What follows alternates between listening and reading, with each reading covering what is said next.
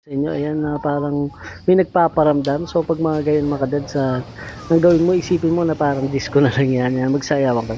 Pero mga kadads ang una natin titingnan diyan yung panel niya. Kasi nga po lahat po ng ilaw nila halos ganyan, lahat ng mga outlet nila halos gano'n ang nangyayari. Ibig sabihin nasa main source siya. So dito mga kadads i-che-check natin yung power supply na nanggagaling sa service entrance natin o kaya sa poste mga kadads. Kaya mga kadads medyo nahihirapan ako sa pag-video kasi ayun nga tayo lang po mag-isa. Ito, ang nakukuha natin 0.9 volts. Oh, napakababa mga kadads. Ano nangyari?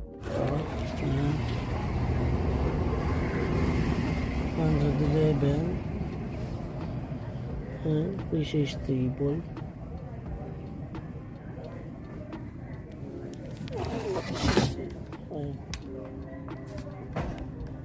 Nagda-drop volt siya mga kadads.